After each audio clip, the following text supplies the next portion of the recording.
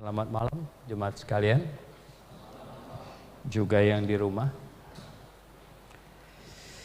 Oke, malam ini saya ingin mengajak seluruh jemaat semuanya kita buka surat Roma, surat Paulus kepada jemaat Roma pasal 1 ayat 18 sampai 32.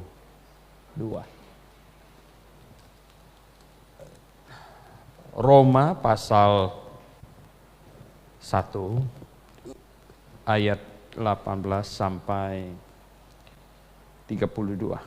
Saya bacakan, Anda perhatikan. Sebab murka Allah nyata dari sorga atas segala kefasikan dan kelaliman manusia, yang menindas kebenaran dengan kelaliman. Karena apa yang dapat mereka ketahui tentang Allah nyata bagi mereka, sebab Allah telah menyatakannya kepada mereka. Sebab apa yang tidak nampak daripadanya, yaitu kekuatannya yang kekal dan keilahiannya, dapat nampak kepada pikiran dari karyanya sejak dunia diciptakan, sehingga mereka tidak dapat berdalih. Sebab sekalipun mereka mengenal Allah, mereka tidak memuliakan Dia sebagai Allah atau mengucap syukur kepadanya. Sebaliknya pikiran mereka menjadi sia-sia dan hati mereka yang bodoh menjadi gelap. Mereka berbuat seolah-olah mereka penuh hikmat, tetapi mereka telah menjadi bodoh.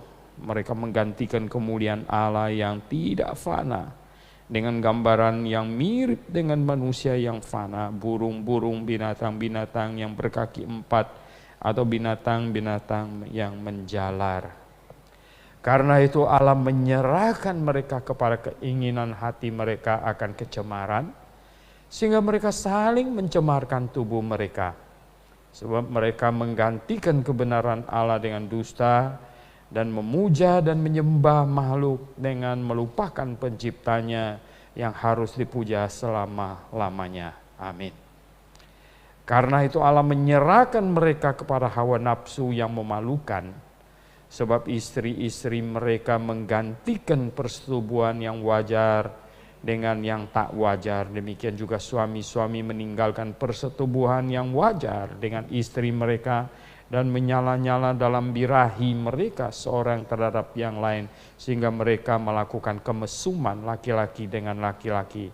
Dan karena itu mereka menerima dalam diri mereka balasan yang setimpal untuk kesesatan mereka. Dan karena mereka tidak merasa perlu untuk mengakui Allah, maka Allah menyerahkan mereka kepada pikiran-pikiran yang terkutuk, sehingga mereka melakukan apa yang tidak pantas, penuh dengan rupa-rupa kelaliman, kejahatan, keserakahan, dan kebusukan, penuh dengan dengki, pembunuhan, perselisihan, tipu muslihat, dan kefasikan.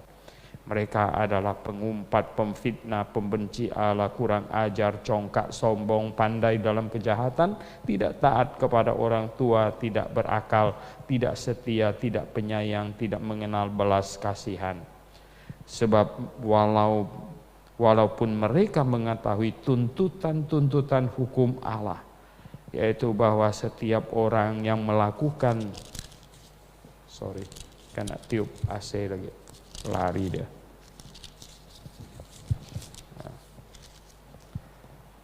Tadi di mana itu? Sebab walaupun mereka mengetahui tuntutan-tuntutan hukum Allah, yaitu bahwa setiap orang yang melakukan hal-hal demikian patut dihukum mati, mereka bukan saja melakukannya sendiri, tetapi mereka juga setuju dengan mereka yang melakukannya. Kita berdoa. Bapa di sorga, kami sudah membaca firman-Mu.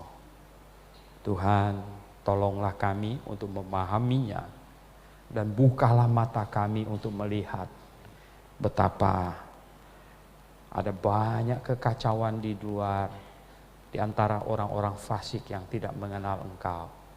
Bahkan juga ada banyak kekacauan penafsiran di dalam kekristenan sendiri, Tuhan. Orang-orang yang menyebut dirinya murid-Mu, tetapi Tuhan, tolonglah, biarlah kami dapat menjadi terang bagi mereka, Tuhan tolong kami, beri hikmat akal budi, kuatkan mental kami, dan biarlah kami Tuhan tidak gentar dan senantiasa berdiri tegak untuk kebenaran-Mu. Kami berdoa dalam nama Tuhan Yesus Kristus. Amin. Ya, kalau Anda baca ini, ya, di ayat 18, murka Allah nyata dari sorga atas segala kefasikan kelaliman. Ya. Dan bagaimana mungkin bahwa Allah menetapkan kejahatan di atas muka bumi, lalu dia sendiri murka? Ini kan super anehnya minta ampun-ampun. Lalu dia menetapkan kejahatan, lalu dia pula murka atas kejahatan itu. Di mana bisa masuk akal? Saya nggak habis pikir sebenarnya kalau ada orang yang sudah sekolah, punya akal sehat, ada hati nurani, sampai tega menuduh Allah menetapkan semua kejahatan di muka bumi. Saya nggak habis pikir sebenarnya. Saya sedikit pun tidak berani berpikir Allah jahat. Sedikit pun tidak berani, saudara. Wong dia Allah yang maha kudus. Dia Allah yang maha baik. Ini ayat pertama dan ayat terakhir, lihat. Ayat terakhir bilang apa? Sebab walaupun mereka mengetahui tuntutan-tuntutan hukum Allah, yaitu bahwa setiap orang yang melakukan hal-hal yang demikian. Di perjanjian lama, homoseks itu hukumannya mati loh.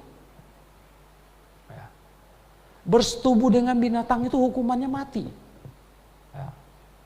Memukul ayah, ibu itu hukumannya mati. Tapi banyak itu hukumannya mati. Ya. Itu untuk menunjukkan ya, tuntutan hukum Allah, yaitu bahwa setiap orang yang melakukan hal-hal yang demikian patut dihukum mati. Patut dihukum mati. Mereka bukan saja melakukannya sendiri, tapi juga setuju dengan mereka yang melakukannya. Wow. Jemaat yang saya kasih dalam Tuhan, saya mengamati perjalanan sejarah gereja baptis. Abad 17, 18, 19, gereja baptis melambung tinggi di Amerika.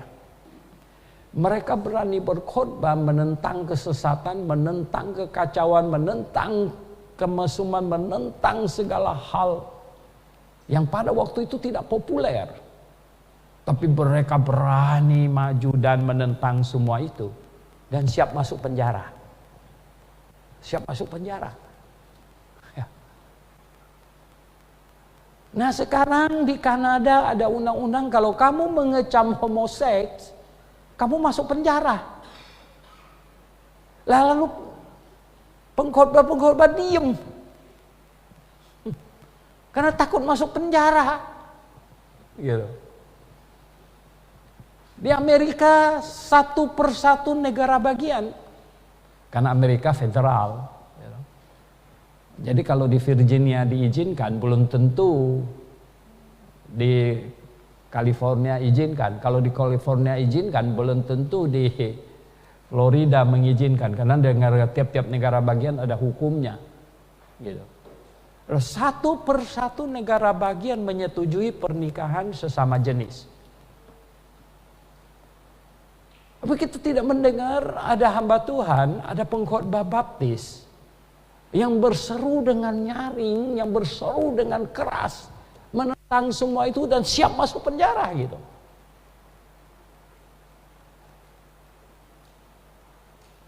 Jadi sepertinya orang-orang yang di dalam kebenaran mengadakan gencatan senjata. Kayak ada agreement damai gitu dengan iblis. Ya jelas gereja nggak bisa maju lagi. Satu persatu gereja menyusut, melorot. Yang paling sedih adalah gereja di mana yang mengirim saya. Pernah sampai kepada puncaknya, itu gereja kira-kira 1.500-an orang. Kira-kira ada 3 kali lebih besar dari gereja kita. Ya. Tetapi makin ciut, tinggal ratusan orang. Waktu saya ada di situ sekitar 700-an orang. 600-700-an orang. Saya pulang dan saya mendengar menciut, tinggal 200-300 orang.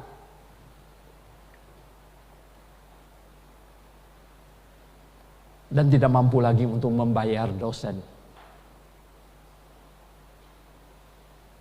Mungkin tidak mampu lagi untuk bayar listrik, saudara. Karena di sana itu sistem listriknya, mereka sudah biasa, orang Amerika sudah biasa boros. Jadi dia punya AC itu sentral. Ya. AC sentral, Anda bisa kan ruangan ini dingin, di belakang di sana yang nggak ada orang, dinginnya minta ampun. Ya. Saya tanya 1 bulan bayar listrik berapa? Sekitar 12.000 US dollar. Oh, 12.000 US dollar kira-kira berapa? Sekitar 150 juta. 1 bulan loh. Ya. Karena ada gedung sekolah, ya, SD, SMP, SMA, plus yang seminari, segala macam, sampai ke lorong-lorongnya, semuanya full AC. Seluruhnya. Oh ya, nggak heran kalau 1 bulan kira-kira 150 juta ke atas. Kalau dalam situasi macam begini, jumlah orang yang hadir, yang jemaatnya merosot. Bagaimana sekolah tidak tutup? Ya, sekolah tutup. Bukan cuma sekolah tutup, yang lain-lain nanti akan satu persatu tutup. Itulah situasinya. Kita baca tadi, Tuhan murka dari surga, murka, marah besar. Murka itu marah besar, Tuhan marah karena melihat kefasikan, kekacauan manusia. Lah Calvinis bilang Tuhan yang tetapkan. Loh, ditetapkan, kenapa pula kamu murka? Apa enggak konyol sekali gitu? Murka karena sebenarnya di sini dikatakan, Paulus bilang, sebenarnya bisa mengenal Allah karena bukti-bukti tentang keberadaan Allah itu nyata. Dari ciptaannya semuanya tuh nyata. Hanya mau tidak mau saja mengenal Allah. Kalau tidak mau, walaupun data, fakta, segala macam sudah lengkap, tetap tidak mau dia. Gitu. Tapi bagi yang mau, setitik saja informasi, setitik saja terang, dikejar dan dapat. Dikejar.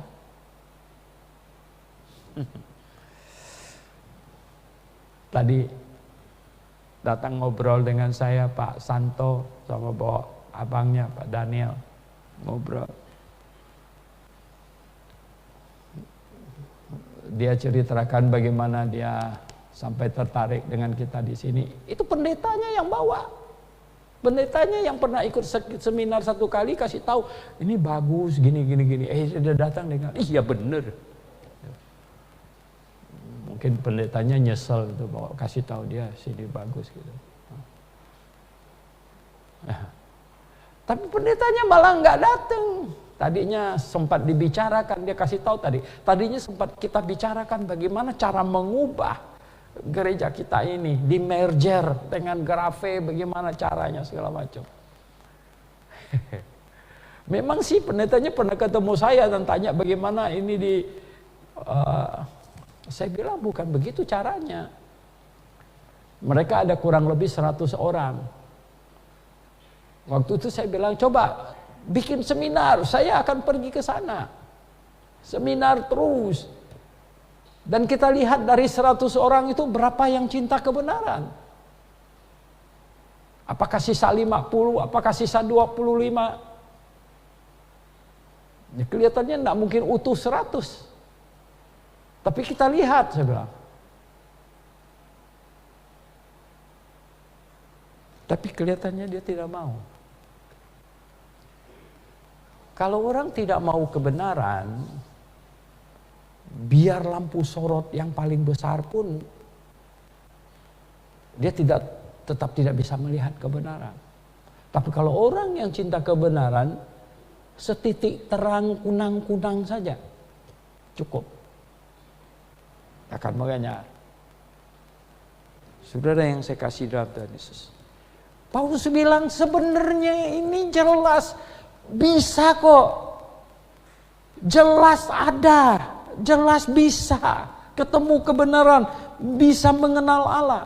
Tetapi mereka tidak mau. Itu dia. Ya. Dan mereka menggantikan Allah dengan hal yang bodoh sekali. Dengan apa katanya? Binatang-binatang berkaki 4 menjalar segala macam. Menyembah ular, menyembah monyet, menyembah sapi, menyembah ampun, semua binatang disembah. Kenapa jadi begini? Nggak bisa. Nah, karena hati mereka yang macam begitu, katanya di ayat 24 pertama kali dikatakan, karena itu Allah menyerahkan mereka, give them up. Nah, menyerahkan mereka.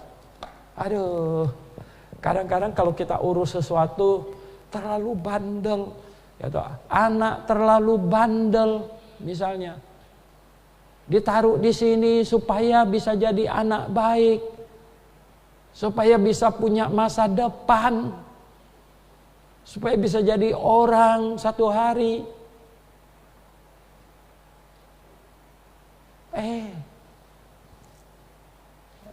Bandelnya malah tambah.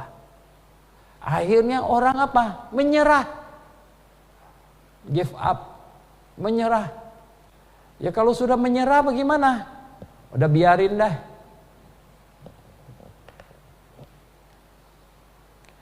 Beberapa lama yang lalu, tanya Pak Indro, ada mantan anak panti telepon dari kantor polisi. Dia tertangkap narkoba. Telepon. Ya, Andrew konsultasi sama saya bilang jangan pergi. Kalau dia omong satu kata aja, ini barang sebenarnya punya dia. Matilah kau tak pulang. Betul nggak? Kau tak pulang. Dia sedang mau cari kambing hitam di kantor polisi. Lah kau nongol. Kalau dia omong satu kata saja cukup, barang ini semuanya punya Pak ini. Enak.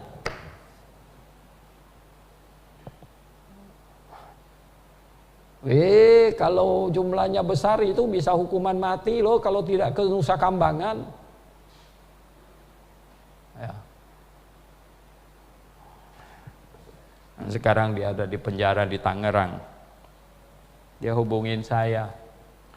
Sudah di dalam penjara, dia baru tobat. Minta saya masukkan dia ke dalam grup. Bisa punya handphone juga di penjara dia. Dan belakangan dia kasih tahu saya, dia jadi kayak pemimpin rohani di sana. Oh hebat juga kamu? Saya bilang, walah. Saya sampai terkagum-kagum. Baguslah, saya bilang. Waduh. Tapi sebenarnya nggak perlu bertobat sampai di penjara baru tobat, betul nggak? Aduh, saya nggak tahu deh bagaimana kok bisa begitu. Ini kalau manusia menyerah, kita manusia memang ada batasnya, betul nggak? Kekinya minta ampun, ini anak dididik, ya. Mau dia jadi orang, dia mau jadi hantu. Gimana ini, betul nggak? Aduh, sampai kita ngelus dada. Ini anak, bagaimana ini ya toh? Ada juga mahasiswa, sudah mahasiswa teologi. Bagaimana ini orang sudah kenal kebenaran? Kalau manusia give up, kita menyerah, aduh tak sanggup deh, ya, saya mengurusnya nggak sanggup. Itu kita manusia memang tidak memiliki kesabaran itu. Tapi kalau kita baca di sini, siapa yang menyerah? Tuhan loh.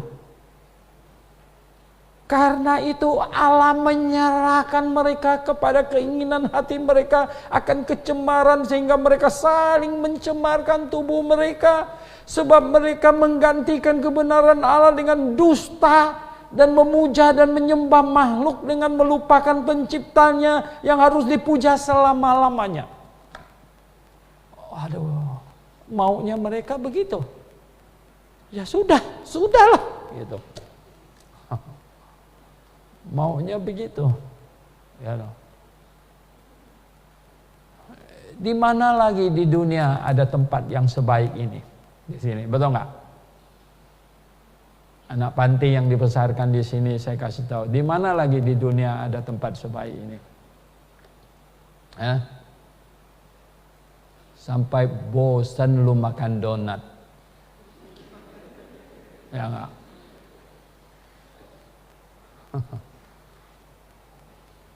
Di mana lagi di muka bumi ini? Ya nggak? Waduh, sebentar lagi Natal ini. Hadiahnya yang bertumpuk-tumpuk, silih berganti datang. Tas yang belum rusak dikasih tas baru lagi. Waduh, luar biasa. Di mana di muka bumi ada tempat seenak macam begini lagi? Saya masih kecil, tahu nggak? Mau beli satu tas aja, aduh, lihat-lihat tas orang. Sepatu saya ingat dulu saya masih kecil, sepatu. Kalau belum sampai bolong belum diganti. Ya. Kalau dibeliin sepatu, dibeliin yang besar, beberapa nomor. Loh, kenapa? Karena maksudnya ini untuk dipakai bertahun-tahun. Kau kan tumbuh terus katanya. Jadi waktu setat kita dibelikan tuh longgarnya bukan main. Ya kan? Longgar loh, tau gak?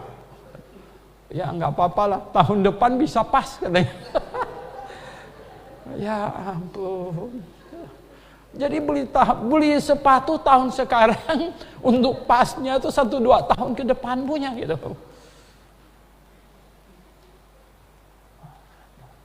Tapi anak kita di sini, ya, kemurahan Tuhan itu hebat luar biasa.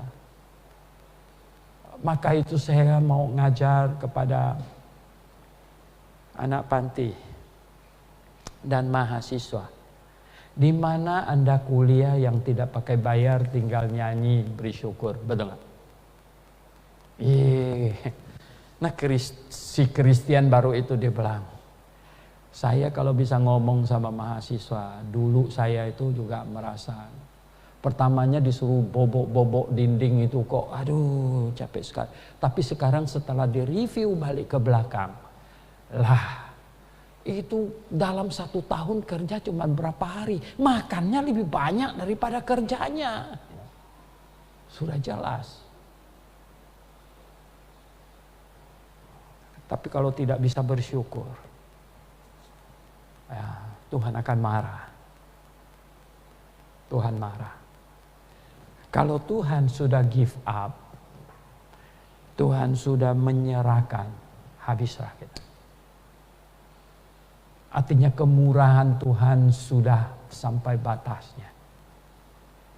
Ayat 26 satu kali lagi, diserahkan. Aduh, karena itu Allah menyerahkan mereka kepada hawa nafsu yang memalukan, sebab istri-istri, ini homoseks ini. Ya ampun, homoseks. Serahkan. Saya nggak habis pikir dengan Calvinis. Kalau Tuhan yang menetapkan orang Sodom dan Gomora homoseks, lalu ngebom dia pakai nuklir gitu. Ini kan Tuhannya sinting atau Calvinnya sinting. Cuman pilihan itu. Betul nggak? Lah kan kalau Tuhan tetapkan dia jadi homoseks, lalu Tuhan marah pula, lalu bom dia pakai nuklir.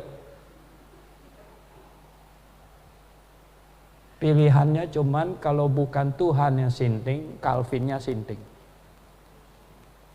Benar. Ya. Ini Tuhan marah sekali dengan homoseks. Sampai katanya, menyerahkan mereka, terserah. Gitu. Mau bersetubuh sesama jenis, mau sama binatang. Gitu, apapun juga. Gitu.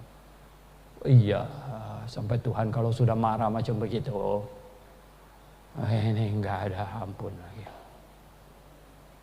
Ya, saya ngeri kalau Tuhan marah. Saya bilang orang seisi dunia boleh marah sama saya, kalau Tuhan marah sama saya takut. Ya. Manusia seisi dunia kalau marah sama saya apa urusannya? Ya, saya enggak makan nasi kamu. Lalu sekarang mereka olok-olok saya di Facebook segala macam. Saya kasih itu mosi yang senyum-senyum gitu. Ada belum lama ini ada satu yang dibilang ini dokter yang bodoh. Saya malah balas dia, betul sekali, saya bodoh, sangat bodoh sekali, saya bilang. Lebih bodoh banyak daripada Calvinis yang belum tamat SD. Dia bingung bacanya mungkin. Dia maki-maki bodoh saya. Saya tidak ada urusan sama dia. Saudara yang saya kasih dalam Tuhan. Tapi kalau Tuhan marah, jangan macam-macam. Ya. Karena dialah yang punya kuasa untuk sentil kamu ke neraka. Ya. Atau selamatkan kamu masuk surga. Kamu jangan macam-macam. Ya. Dan yang terakhir, akhirnya ayat yang ke-28 sekali lagi Tuhan menyerahkan katanya. Lihat. Dan karena mereka tidak merasa perlu untuk mengakui Allah, maka Allah menyerahkan mereka kepada pikiran-pikiran yang terkutuk segala macam. Aduh, pikiran yang terkutuk. Sehingga mereka melakukan apa yang tidak pantas, penuh dengan rupa-rupa kelaliman dan sebagainya, penuh dengan kefasikan, kecongkakan. Yang paling mengerikan, mereka menuduh Allah jadi penjahat. Wih, ini sih kelewatan. Saya bilang ini sih kelewatan. Ya. Sekarang menuduh Allah jadi penjahat. Tidak berakal, tidak setia, tidak penyayang. Tidak mengenal belas kasihan. Walaupun mereka tahu tuntutan-tuntutan hukum Allah. Allah punya hukum. Allah menghukum, Allah murka terhadap kefasikan. Allah murka terhadap dosa-dosa semuanya itu. Mustahil masa dia yang menetapkan dosa pula.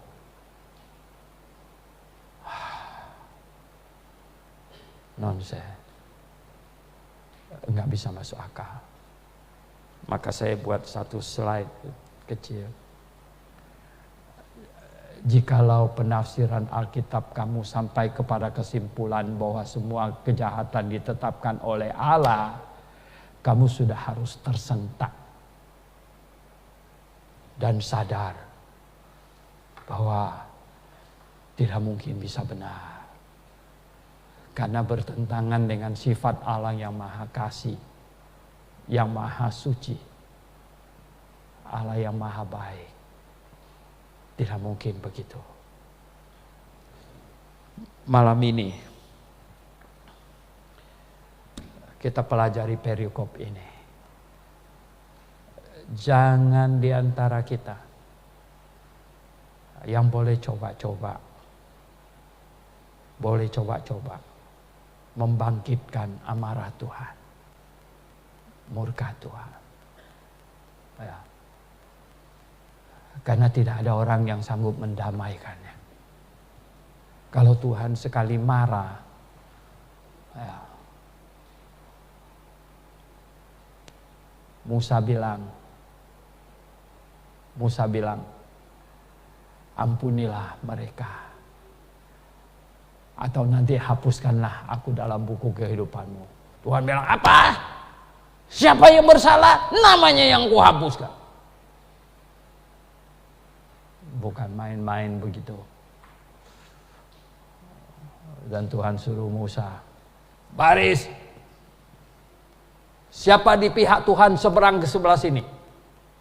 Orang Lewi pertama nyeberang. Honus pedang, matikan yang di depan semua dua. Wih, ngeri sekali. Ngeri sekali. Mereka pernah juga marah-marah sama Musa. Sebenarnya sama dengan marah sama Tuhan. Katanya mereka sudah biasa makan daging di Mesir. Kok mana terus nggak ada daging? Tuhan bilang, ini orang tak tahu bersyukur. Ada mana aja mestinya syukur, betul nggak? Daripada makan pasir. Ya.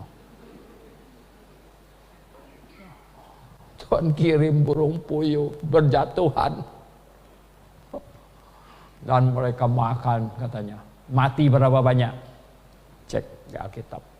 Sampai mulut mereka tersumpal itu daging. Lebih dari 1 juta orang loh. Berapa banyak burung mesti jatuh? Hanya Tuhan yang bisa bikin itu. Luar biasa. Jangan menimbulkan amarah Tuhan, murka Tuhan.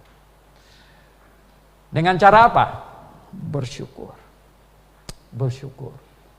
Hiduplah bersyukur dalam keadaan apapun yang terindah.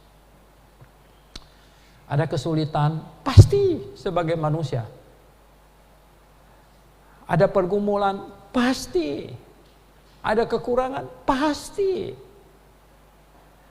Tapi dengan hati mengucap syukur, Tuhan senang. Karena dia percaya kepadaku. Dia berserah kepadaku. Dia tidak marah kepadaku. Walau dalam keadaan apapun juga. Tuhan senang. Kita berdoa. Bapa di sorga, terima kasih Tuhan. Oh, betapa Engkau murka dari sorga. Melihat keadaan manusia di muka bumi ini Tuhan. Tuhan tolonglah kami supaya kami dapat menyenangkan hati-Mu. Sedikit pun kami tidak berani berpikir bahwa Engkau jahat Tuhan. Sedikit pun tidak berani. Sedikit pun Tuhan tidak berani menganggap Engkau menetapkan kejahatan. Engkau Tuhan yang baik. Engkau menghukum kejahatan. Bagaimana mungkin Engkau menetapkan kejahatan?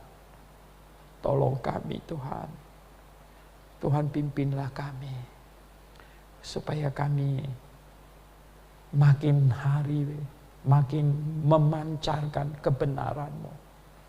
Dengan sifat karakter kami yang Engkau perbaharui. Sehingga kebenaran-Mu bersinar melalui hidup kami. Melalui apa yang kami tulis dan apa yang kami sebutkan. Tuhan terima kasih. Dalam nama Tuhan Yesus kami berdoa. Amin.